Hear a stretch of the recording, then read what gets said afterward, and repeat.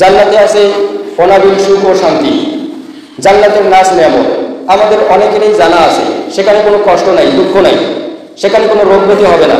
এরপরও যদি আমরা এই জান্নাতের উপকরণগুলো নিয়ে, জান্নাতের সুখ শান্তি নিয়ে প্রতিদিন 2-4 জন মিলে আলোচনা করি, আমাদের ঈমান বৃদ্ধি পাবে। আল্লাহ আযজা ওয়া জাল্লা দান সদকার ব্যাপারে কোরআনুল কারিমে নামাজের থেকেও বেশি আয়াত অবতীর্ণ করেছেন, হজের থেকেও বেশি আয়াত অবতীর্ণ করেছেন, রোজার থেকেও বেশি আয়াত অবতীর্ণ করেছেন। আমরা বর্তমান সময়ে দান সদকা করি অনেকটা বাধ্য হয়ে, স্বাচ্ছন্দ্যে স্বতঃস্ফূর্তভাবে আনন্দের সহিত ইচ্ছাকৃত দান সদকা আমরা অনেকেই কম করে থাকি।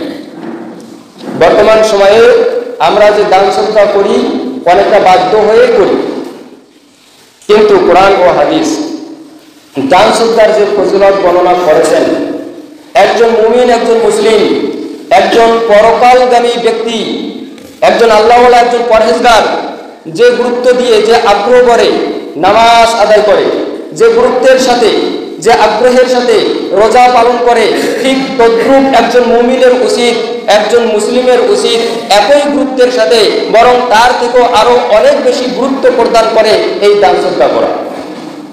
কারণ একমাত্র দান সদকাই মানুষের জন্য, একজন ইমানদার ব্যক্তির জন্য জাহান্নাম থেকে রক্ষা কবচ হয়, জাহান্নাম থেকে রক্ষার ঢাল হয়ে যায়। এছাড়াও দান সদকার মাধ্যমে আল্লাহ ওই দানবীর ব্যক্তির বিপদ আপদ, বালা মুসিবত, রোগ ব্যাধি দূর করে দেন। সুবহানাল্লাহ। আল্লাহ রাব্বুল আলামিন সূরাতুত তাওবার 103 নম্বর আয়াতে বলেন, খুয মিন আমওয়ালিহিম সাদাকা, নবী আপনার উম্মতের সম্পদ থেকে সাদাকা গ্রহণ করুন, যাকাত আদায় করুন। যখন আপনি আপনার উম্মতের দান সম্পদ থেকে, তাদের স্থাবর অস্থাবর সম্পত্তি থেকে সাদাকা গ্রহণ করবেন, তো তাতহিরুহুম, তখনই আপনি তাদেরকে পবিত্র করতে পারবেন। তাহলে দান সদকার মাধ্যমে সম্পদ পবিত্র হয়, যাকাতের মাধ্যমে সম্পদ পবিত্র হয়, নফল দানের মাধ্যমে মানুষের মর্যাদা বৃদ্ধি পায়। যদি কোনো ব্যক্তি সম্পদ থেকে সাদাকা আদায় না করে, তাহলে ওই ব্যক্তির মাল, তার সম্পদ, তার ফসল পবিত্র হয় না, পরিশুদ্ধ হয় না, ওটা অপবিত্র থাকে। আল্লাহ আযজা ওয়া জাল্লা আমাদেরকে বলেছেন, ইয়া আইয়ুহান নাস কুলু মিম্মা ফিল আরদি হালালান তাইয়্যিবা, হে মানুষ তোমরা পৃথিবীতে হালাল ও পবিত্র খাবার খাও। তাহলে যে খাদ্যগুলো আমরা খাচ্ছি ওই খাদ্যটা পবিত্র হতে হবে। আল্লাহ রাব্বুল আলামিন পবিত্র খাবার খেতে বলেছেন। যদি খাদ্য পবিত্র না হয়, ওই খাদ্য খেয়ে কোনো ইবাদত বন্দেগী আল্লাহ কবুল করবেন না। আর যে সম্পদ থেকে যাকাত দেওয়া হয় না, যে ফসল থেকে ওশর আদায় করা হয় না, ওই ফসল, ওই সম্পদ, ওই টাকা পয়সা পবিত্র নয়, এটা হলো অপবিত্র। আল্লাহ রাব্বুল আলামিন নিজেই বলেছেন, খুয মিন আমওয়ালিহিম সাদাকা, সম্পদ থেকে সাদাকা গ্রহণ করুন, যাকাত গ্রহণ করুন, তুতাহিরুহুম, এরপর তাদের সম্পদ পবিত্র হবে। তাহলে সম্পদকে পবিত্র করার জন্য যাকাত দিতে হবে, ওশর দিতে হবে। ওয়াতুযাক্কিহিম বিহা, আর যারা সম্পদ থেকে যাকাত আদায় করে, ওশর প্রদান করে, এদের নফসগুলো, এদের আত্মাগুলো পবিত্র হয়ে যায়। সুবহানাল্লাহ। তাহলে কলব, যখন এক মানুষ একটা পাপ করে, তার কলবে, তার হৃদয়ে একটি দাগ পড়ে যায়। এইভাবে দাগ পড়তে পড়তে তার হৃদয়টি কালো কালো অঙ্গারের ন্যায়, যেমন কয়লা, কালো কয়লা, কালো কয়লার আকারে রূপে চলে আসে। তার অন্তরটা, তার কলবটা কালো কয়লার ন্যায় পরিণত হয়ে যায়। যখন ওই ব্যক্তি তওবা করে এবং তাজকিয়া অর্জনের জন্য, পরিশুদ্ধতার জন্য যে আমলগুলো আছে, এই আমলগুলো করে, তখন আল্লাহ ধীরে ধীরে তার অন্তরটাকে পবিত্র করে দেন, তার অন্তরটাকে পরিষ্কার করে দেন, তার কলবটাকে সুস্থ করে দেন। আল্লাহ আযজা ওয়া জাল্লা বলেছেন, কদ আফলাহা মান তাযাক্কা, ওই ব্যক্তি সফল, যে ব্যক্তি পরিশুদ্ধ হয়েছে, যে ব্যক্তি তার অন্তরকে পবিত্র করেছে, তার কলবকে পরিষ্কার করেছে, সুস্থ করেছে। এরপরেও আল্লাহ রাব্বুল আলামিন সূরা শামসের ভিতরে বলেছেন, কদ আফলাহা মান যাক্কাহা ওয়া কদ খাবা মান দাসাহা। ওই ব্যক্তি সফলকাম হবে যার অন্তর পবিত্র, যার অন্তর পরিশুদ্ধ, যার অন্তর পরিষ্কার সুস্থ।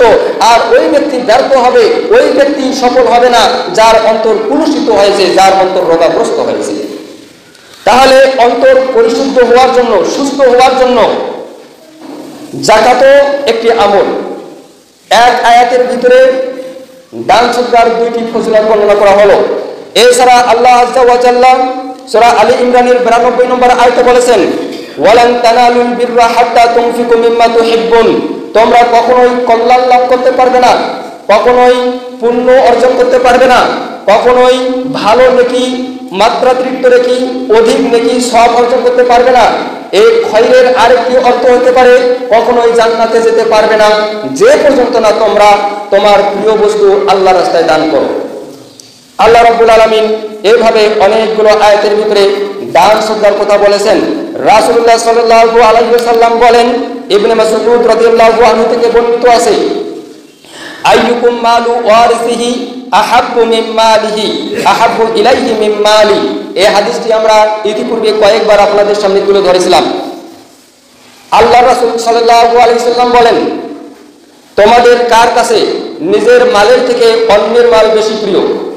আজকে আমরা যতই পরিশ্রম করি না কেন, যতই কষ্ট করি না কেন, মাথার ঘাম পায়ে ফেলে যে সম্পদ আমরা জমা করতেছি, এই সম্পদ কিন্তু আমাদের না। এই সম্পদ আমাদের, এই সম্পদ আমাদের নয়। যখন আমরা মারা যাব তখন এই সম্পদ অন্য কারো হয়ে যাবে, ঠিক কিনা? আজকে অনেকে বলে যে আমরা এই সম্পদ জমা করতেছি আমাদের সন্তানদের জন্য, আমাদের পরে তারা এই সম্পদ ভোগ করবে। ইসলামের পঞ্চম খলিফা উমর ইবনে আব্দুল আজিজ রাহিমাহুল্লাহ, তার কয়েকটি ছেলে ছিল এবং আল্লাহ রাব্বুল আলামিন তাকে অঢেল সম্পদ দান করেছিল। এই সম্পদগুলো তিনি দুই হাতে বিলাচ্ছিলেন, আল্লাহর রাস্তায় খরচ করতেছিলেন। লোকজন তাকে প্রশ্ন করলো, জিজ্ঞাসা করলো, আল্লাহ আপনাকে কয়েকটি ছেলে দিয়েছে, আপনি যেভাবে সম্পদ দান করতেছেন একদিন তো আপনার সম্পদ শেষ হয়ে যাবে, আপনার সন্তানদের জন্য আপনি কি রেখে যাচ্ছেন? ওমর ইবনে আব্দুল আজিজ রাহিমাহুল্লাহ বলেছিলেন, যদি আমার সন্তানরা আল্লাহওয়ালা হয়, আমার সন্তানরা পরহেজগার হয়, মুত্তাকি হয়, আল্লাহ রাব্বুল আলামিনই আমার সন্তানদের জন্য যথেষ্ট। কারণ কোরআনে আছে, যে ব্যক্তি আল্লাহকে ভয় করে, তাকওয়া অবলম্বন করে, আল্লাহ তাকে ধারণাতীত উৎস থেকে রিজিক দান করেন। এমন জায়গা থেকে আল্লাহ তার সম্পদের ব্যবস্থা করেন, রিজিকের ব্যবস্থা করেন, ওখান থেকে তার রিজিক আসবে এই ধারণাই সে করে না, এই ধারণাই তার ছিল না। আর যদি আমার সন্তানরা আল্লাহওয়ালা না হয়, পরহেজগার না হয়, তাহলে এমন সন্তানের জন্য আমি সম্পদ রেখে যাব কেন? এমন সন্তান তো আমার দরকার নেই। গত সপ্তাহের দুটি ঘটনা আপনারা শুনেছেন। মেয়ে তার বাবাকে কুপিয়ে হত্যা করেছে, ছুরি দিয়ে খুঁচি একেবারে উপর্যুপরি আঘাত করে করে হত্যা করেছে মেয়ে তার বাবাকে। আর মা বাবা ও চাচি মিলে তার আরেক মেয়েকে হত্যা করেছে। দুইটি ঘটনা গত সপ্তাহে।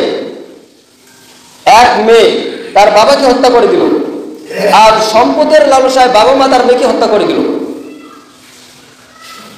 যে মেয়েটি লাইভে এসে হাজার হাজার লক্ষ লক্ষ কোটি কোটি মানুষের সামনে তার বাবাকে ধারালো অস্ত্র দিয়ে যখন করে করে হত্যা করলো, এই মেয়েটির জন্য তার বাবা অনেক পরিশ্রম করেছিল, এই মেয়েটির জন্য তার বাবা অনেক ত্যাগ স্বীকার করেছিল, অনেক কষ্ট স্বীকার করেছিল তার মেয়েকে মানুষ করার জন্য। গ্রাম থেকে শহরে এসেছিল, কিন্তু তার চেষ্টাগুলো ছিল ভুল পথে। আমরা যে পশ্চিমা কালচারে, পশ্চিমা শিক্ষানীতিতে সন্তানদেরকে মানুষ করার চেষ্টা করতেছি, এই সন্তান কখনো আমাদের জন্য এই দুনিয়াতে কল্যাণ বয়ে নিয়ে আসবে না। কারণ যে শিক্ষায় আমরা আমাদের সন্তানদেরকে শিক্ষিত করতেছি, এই শিক্ষার ভিতরে বাবা মার হক সম্পর্কে কথা বলা হয় না। এই শিক্ষার মধ্যে বাবা মার সাথে দুর্ব্যবহার করলে বাবা মাকে কষ্ট দিলে কি শাস্তি, এই ধরনের শিক্ষা দেওয়া হয় না। আমরা যে শিক্ষায় সন্তানদেরকে শিক্ষিত করতেছি, এই শিক্ষা একজন সন্তানকে চোর বানায়, বদমাশ বানায়, একজন সন্তানকে ডাকাত বানায়, লুটেরা বানায়, একজন সন্তানকে দুর্নীতিবাজ বানায়, একজন সন্তানকে ব্যভিচারী ও সমকামী বানিয়ে দেয়।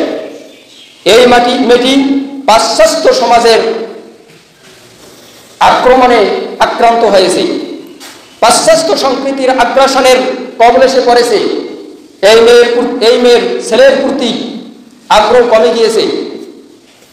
একটি মেয়ে আর একটি মেয়েকে ভালোবাসে, এই মেয়ে যে মেয়েকে ভালোবাসে ওই মেয়েকে তার বাসায় নিয়ে এসেছে। দুই মেয়ের অনৈতিক কর্মকাণ্ডে বাবা বাধা দিয়েছিল। এই জেরে বাবাকে ঘুমের ওষুধ খাইয়ে মেয়ে লাইভে এসে লক্ষ লক্ষ কোটি কোটি মানুষের সামনে তার বাবাকে ছুরি দিয়ে হত্যা করেছে। আমরা সে ভিডিও দেখেছি। প্রিয় উপস্থিতি, আর একটি ঘটনা, এক ব্যক্তির তার পার্শ্ববর্তী আর এক ব্যক্তির সাথে 32 বিঘা জমি নিয়ে একটি দ্বন্দ্ব চলছিল।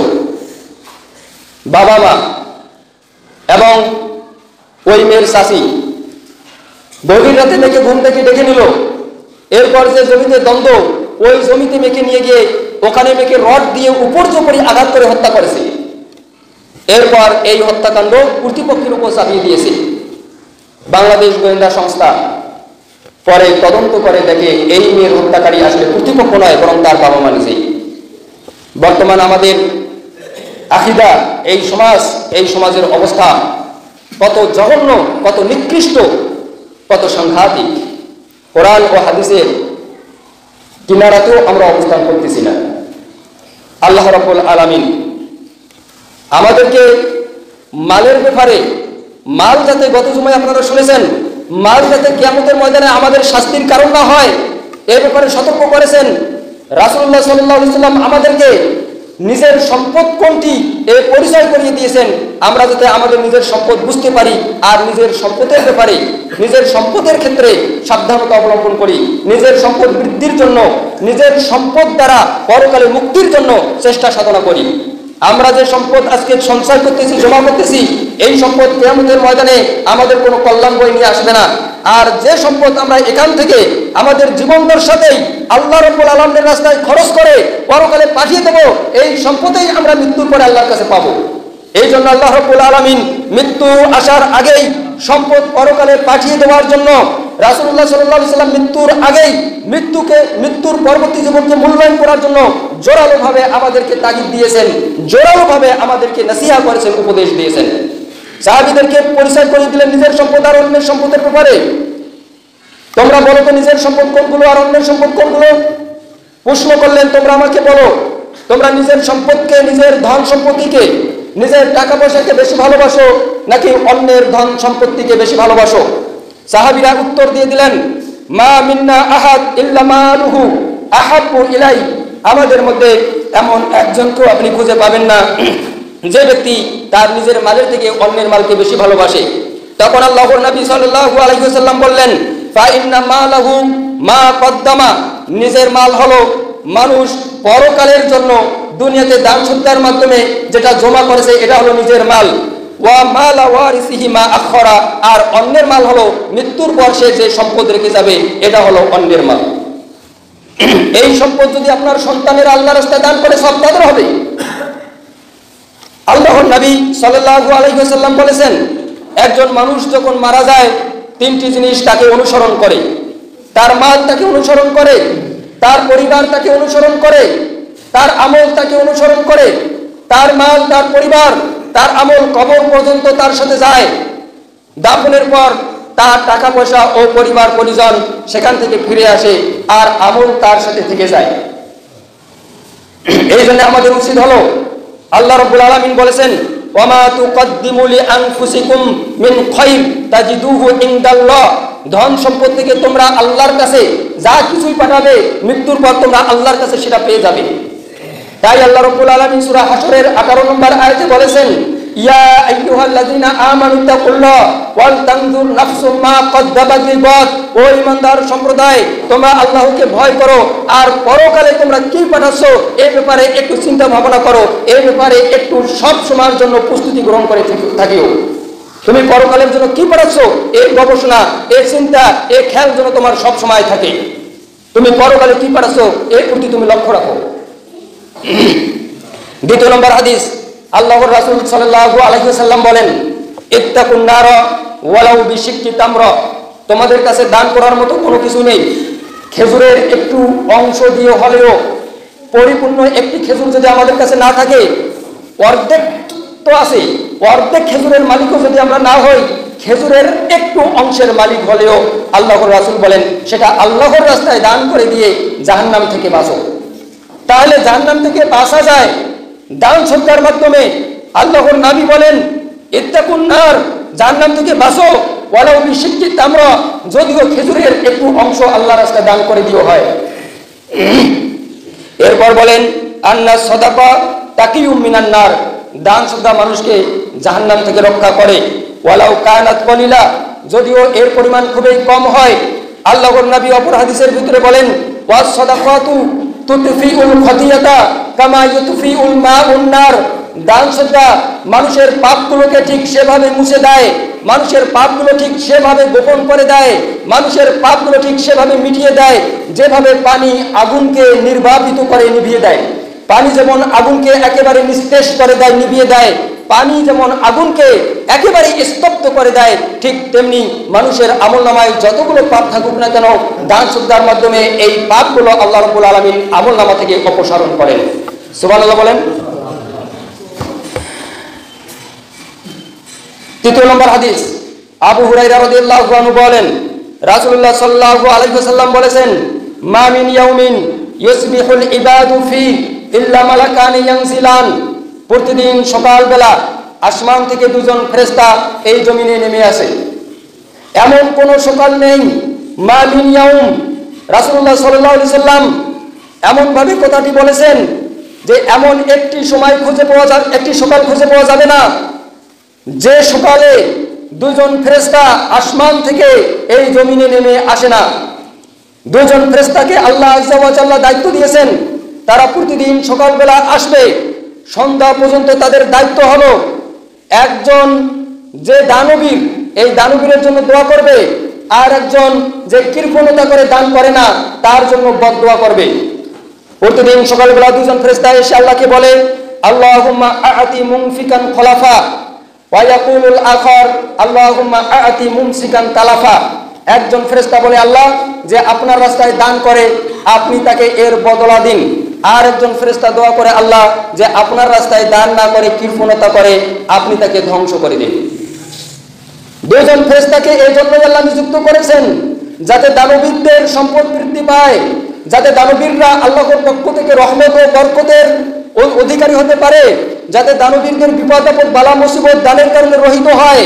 একজন ফেরেশতা ওই দানবীরের পক্ষে আল্লাহ রাব্বুল আলামিনের কাছে এভাবে দোয়া করতে থাকে, আর যারা কৃপণতা করে তাদের সম্পদ ধ্বংসের জন্য, তাদের জানমালের বিপর্যয়ের জন্য, তাদের আসমানি ও জমিনি বালা মুসিবত আনয়নের জন্য আর একজন ফেরেশতা তারই পক্ষ থেকে নিযুক্ত হয়েছে তার জন্য বদদোয়া করার জন্য।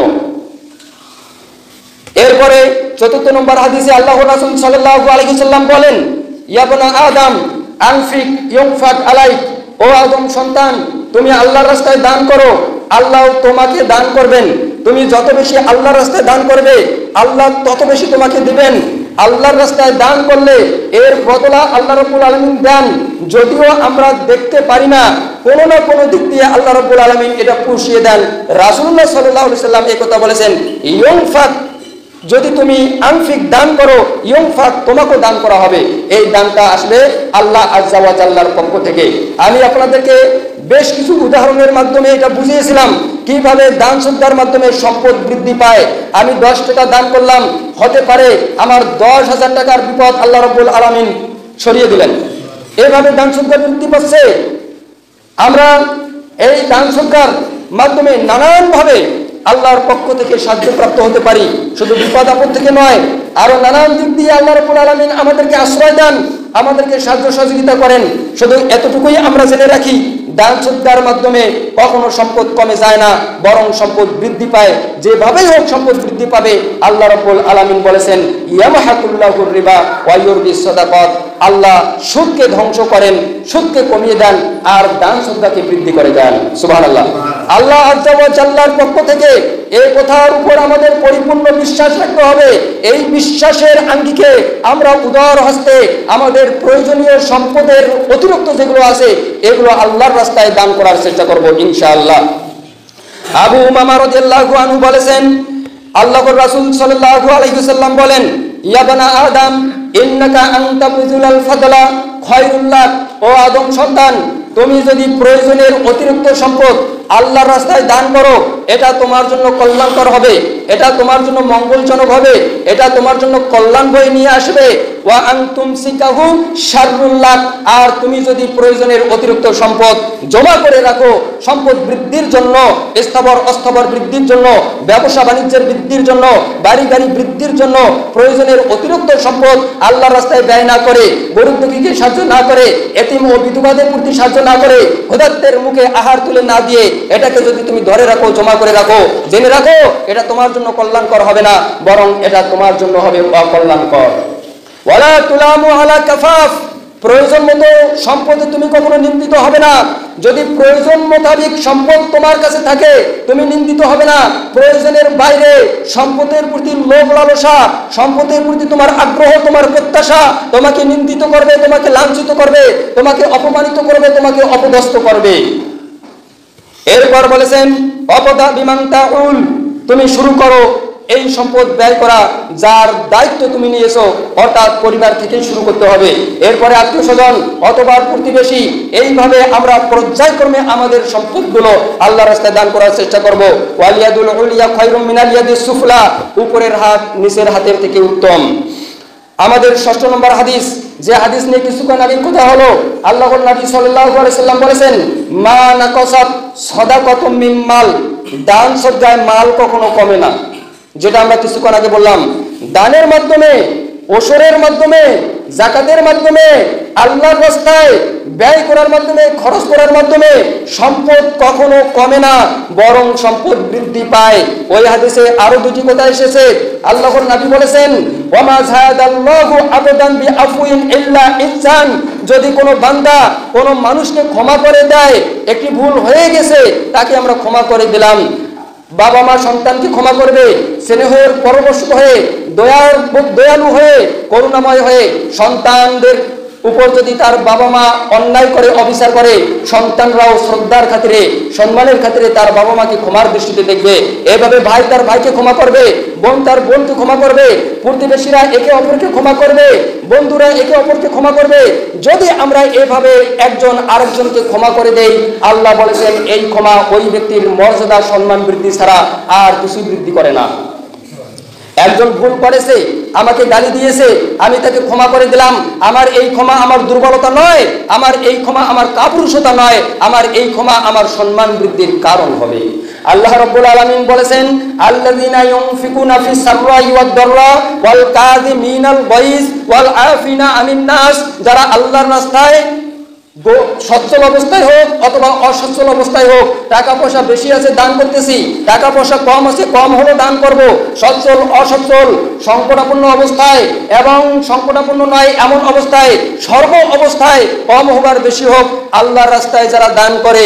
এরপর বলছেন ওয়াল কাযিমিনাল গায়জ, আমাদের রাগ এসেছে, রাগের উদ্রেক হয়েছে, এই রাগকে যদি আমরা হজম করতে পারি, ওয়াল আফিনা আনিন নাস, আর যদি মানুষকে ক্ষমা করে দেওয়ার অভ্যাস আমাদের ভিতরে থাকে, তাহলে আল্লাহ রাব্বুল আলামিন এই সমস্ত ব্যক্তিদেরকে মুহসিন বলেছেন, আর এই সমস্ত মুহসিন ব্যক্তিদেরকে আল্লাহ ভালোবাসেন। আল্লাহু ইউহিব্বুল মুহসিনিন।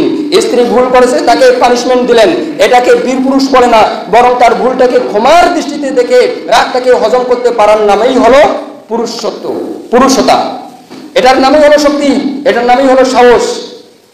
আপনার প্রতিবেশী যে আপনার থেকে একটু নিচু পর্যায়ের, সে আপনাকে একটু গালি দিল, আপনার উপর বর্বরতা দেখালো, আপনাকে মিথ্যা মামলায় জড়িয়ে ফেললো, আপনার উপর অন্যায় করলো, অবিচার করলো, আপনি তার প্রতি উদারতা দেখান।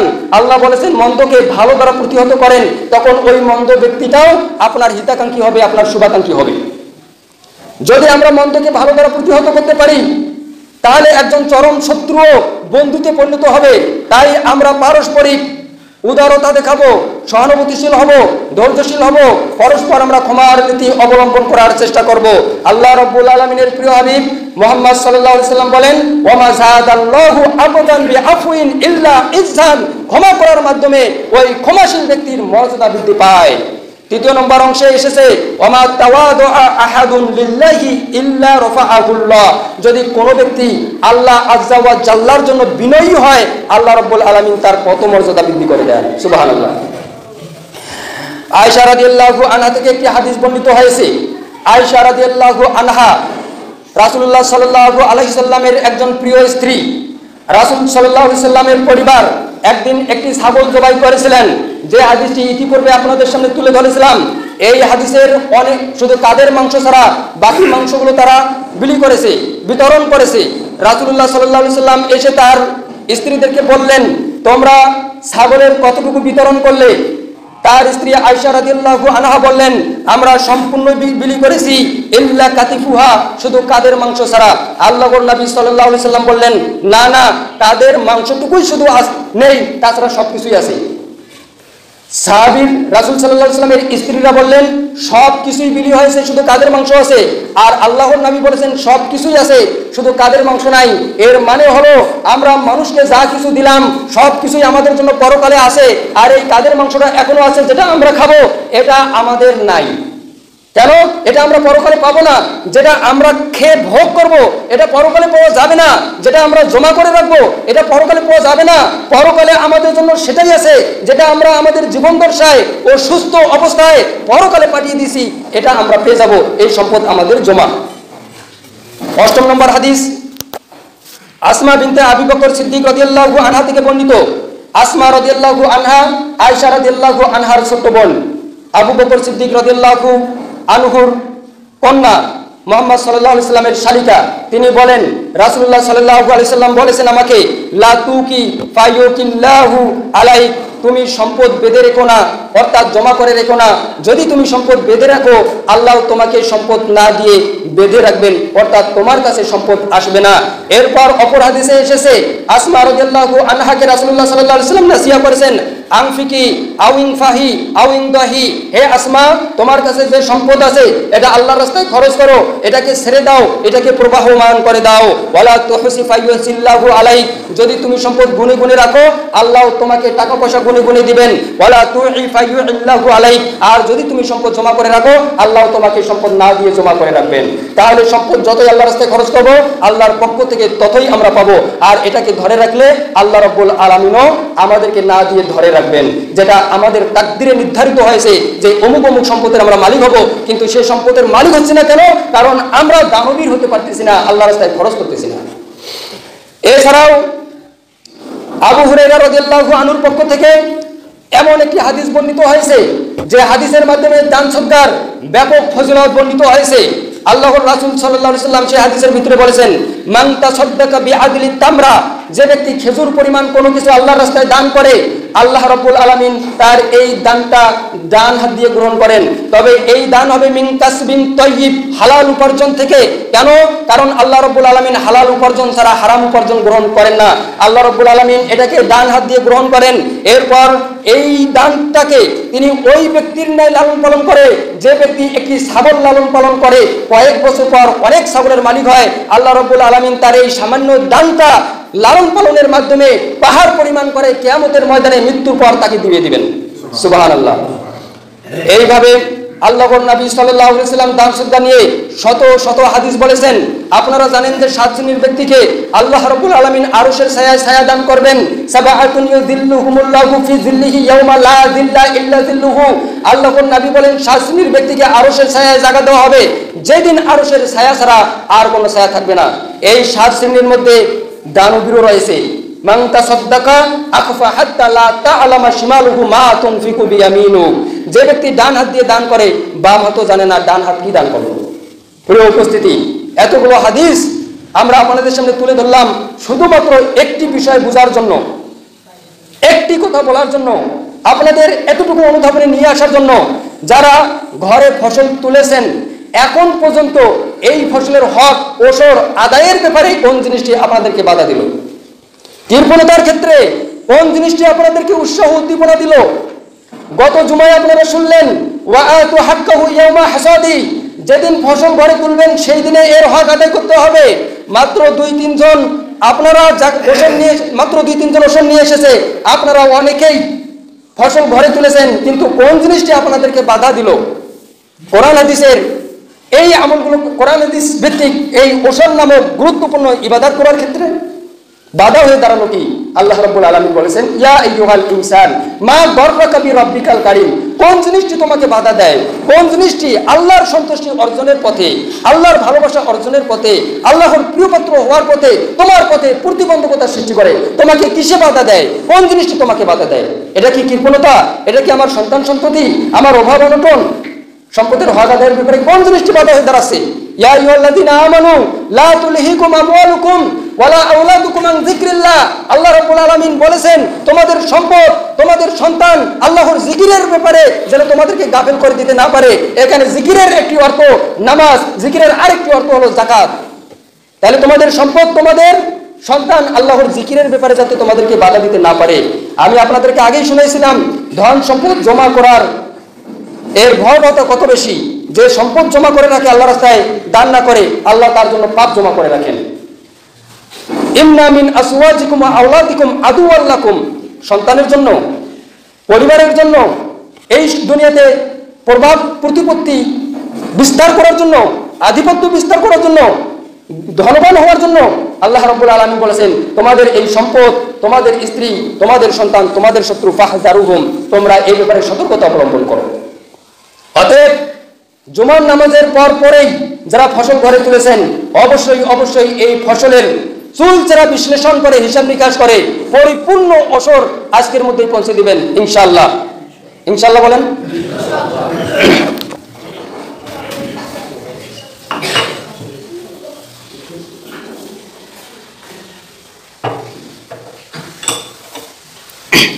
ইন্নাল হামদুলিল্লাহ ওয়াসসালাতু ওয়াসসালামু আলা রাসূলিল্লাহ, আম্মা বাদ। প্রিয় উপস্থিতি, সময় যেহেতু শেষ, আমি একটি হাদিস আপনাদেরকে বারবার মনে রাখার জন্য তাগাদা দিই। আমরা এই পৃথিবী থেকে যখন চলে যাব, আমাদের সমস্ত আমলের ধারা বন্ধ হয়ে যাবে। কিন্তু যে আমলগুলোর ধারা বন্ধ হবে না, মৃত্যুর পরে ওই আমলগুলো আমাদেরকে আর করতে হবে না। আমলগুলো না করেও আমরা কিয়ামত পর্যন্ত এই সব পাবো, যদি ওই আমলগুলো এই দুনিয়াতে বেঁচে থাকতে আমরা নিষ্ঠার সাথে করতে পারি। বলেন তো এমন আমল কয়টি? অনেকে বলছেন 3টি, কিন্তু এই 3 আমল বিশিষ্ট যে হাদিস, এই হাদিস আমি কোনোদিন আপনাদের সামনে তুলে ধরি নাই। আল্লাহর নবী সাল্লাল্লাহু আলাইহি ওয়াসাল্লাম বলেছেন, সহিহ বুখারী ও মুসলিমের হাদিস, ইন্না মিম্মা ইয়ালহাকুল মুমিনা মিন আমালিহি ওয়া হাসানাতি বা'দা মাউতি। একজন মুমিন ব্যক্তি যখন মারা যায়, মৃত্যুর পরও যে আমলগুলোর সব তার আমলনামায় যুক্ত হতেই থাকে, যে আমলের সব তার আমলনামায় যোগ হতেই থাকে, সে আমলগুলো হলো 7টি। 1 নম্বর হলো ইলমান আল্লামাহু ওয়া নাশারা। এমন ইলম, যেই ইলমের মাধ্যমে আল্লাহকে পাওয়া যায়, যে ইলমের মাধ্যমে শিরক ও বেদাত থেকে রক্ষা পাওয়া যায়, এমন ইলম কেউ যদি শিখে, অন্যকে শেখায়, এর প্রসার করে, তাহলে এই সব কিয়ামত পর্যন্ত পেতেই থাকবে। আমাদের কারো পক্ষে এমন ইলম অর্জন করা সম্ভব নাও হতে পারে, কিন্তু যে প্ল্যাটফর্মগুলো রয়েছে ইলম প্রসারের জন্য, ইলম শেখার জন্য, ইলম শিক্ষা দেওয়ার জন্য, ওই প্ল্যাটফর্মগুলো, ওই মাদ্রাসাগুলো, ওই দাওয়া সেন্টারগুলোতে আমাদেরকে সহযোগিতা করতে হবে। ইনশাআল্লাহ এই সব আমরাও পাবো। 2, ওয়ালাদান সলিহান তারাকা। এমন নেক সন্তান, যে সন্তানকে নেককার পরহেজগার বানিয়ে সে এই পৃথিবী থেকে বিদায় নিয়েছে। আমরা এমন সন্তান তৈরি করি, সন্তান হত্যা করে। আমরা এমন সন্তান তৈরি করি, সন্তান বাবা মাকে সম্মান করে না, মর্যাদা দেয় না, বরং সম্পদের জন্য সন্তান বাবা মাকে লাঞ্ছিত, অপমানিত করে। নেককার পরহেজগার ইমানদার সন্তান তৈরি করে রেখে দিতে হবে। 3, আও মুসাহাফান অর রাসা। যদি আমরা কিছু কিতাব রেখে যাই, কোরআন হাদিস যদি আমাদের বাসায় না থাকে বা পড়ার অভ্যাস না থাকে, মৃত্যুর পরে এগুলোর মালিক কে হবে? এমন কিতাব যদি না থাকে, তাহলে অবশ্যই আমরা কিছু কিতাব কিনে এমন ছাত্রদের হাতে তুলে দেব যাদের কিতাব কেনার মতন সামর্থ্য নাই, কিন্তু তাদের কিতাবের প্রয়োজন আছে। যদি এই ধরনের কোরআন হাদিস, ইসলামিক বিভিন্ন কিতাবাদি অন্যকে আমরা কিনে দেই, তাহলে এই সব কিয়ামত পর্যন্ত পাবো। এই কিতাব পড়ে সে যত বেশি ইলম অর্জন করবে, এই ইলমের একটা পার্সেন্টেজ কিয়ামত পর্যন্ত যত বৃদ্ধি পাবে, আপনার আমলনামায় ততই যেতে থাকবে ইনশাআল্লাহ। 4, আও মসজিদান বানা। মসজিদ নির্মাণে সহযোগিতা করা। 5, আও বাইতান লিবনি সাবিলি বানা। সরাইখানা, এটা এখন আমাদের নেই, তবে এটার আরেকটা অনুবাদ করা যেতে পারে ক্ষুধার্তকে খাওয়ানো। পথচারী মুসাফিরদেরকে খাওয়ানো, যারা দূর দূরান্ত থেকে এসেছে তাদের আপ্যায়নের ব্যবস্থা করা, এই সব আল্লাহ রাব্বুল আলামিন কিয়ামত পর্যন্ত দিবেন। 6 আও নাহরান আজরা, কূপ খনন করা, নদী খনন করা, যেখান থেকে মানুষেরা শেষ কার্য করতে পারে, পানি সেচ দিতে পারে। বর্তমান আধুনিক সময়ে এর অনুবাদ করা যেতে পারে বোর্ডিং। একজনের বোর্ডিং আরেকজনকে আমরা ব্যবহার করতে দেই না, এটা করবেন না। আপনার বোর্ডিং 10 জনে ব্যবহার করুক, এই সব আল্লাহ কিয়ামত পর্যন্ত আপনার আমলনামায় দিবে। 7 আও সাদাকাতান আখরাজাহা মিন মালিহি ফি সিহয়াতিহি ওয়া হায়াতি, সম্পদ থেকে আল্লাহর রাস্তায় দান করা, জীবন দশায় এবং সুস্থ অবস্থায়। জীবন যায় অবস্থা, এই অবস্থায় যদি দান করেন এটা অত বেশি মূল্যায়ন হয় না ইসলামী শরীয়তে। অসুস্থ হয়ে গেছেন, ক্যান্সারে আক্রান্ত হয়েছেন, কিছুদিন পর মারা যাবেন, অথবা এমন দুরারোগ্য ব্যাধিতে আক্রান্ত, আল্লাহ রাস্তায় 10 টাকা দান করলেন বা নিয়ত করলেন আল্লাহ আমার রোগ থেকে বাঁচিয়ে দেন, আমি এই সম্পদ আপনার রাস্তায় দিলাম, গরু জবাই করে মানুষকে খাওয়ান, মসজিদ মাদ্রাসায় ছাগল দেন। কিন্তু এটার সব আছে, কিন্তু হাদিসে এসেছে ওই সম্পদ কিয়ামত পর্যন্ত সব পাওয়া যাবে যেই সম্পদ সুস্থ অবস্থায় আর যুবক অবস্থায় শরীর মানে মৃত্যুর আলামত প্রকাশ পায় নাই এমন অবস্থায় যদি দান করা হয়। তাছাড়াও অন্যান্য দানগুলো যেটা মৃত্যুর আলামত প্রকাশ পেয়েছে অসুস্থ অবস্থায়, এগুলো সাধারণ দান হিসেবে গৃহীত হবে। আর যদি সুস্থ অবস্থায় ধনী হওয়ার আগ্রহ আছে, গরিব হওয়ার ভয় আছে, এই অবস্থায় যদি আমরা আল্লাহর রাস্তায় দান করি, এই দানগুলো আল্লাহ রাব্বুল আলামিন কিয়ামত পর্যন্ত মৃত্যুর পরও আমাদের আমলনামায় লিখতে থাকে।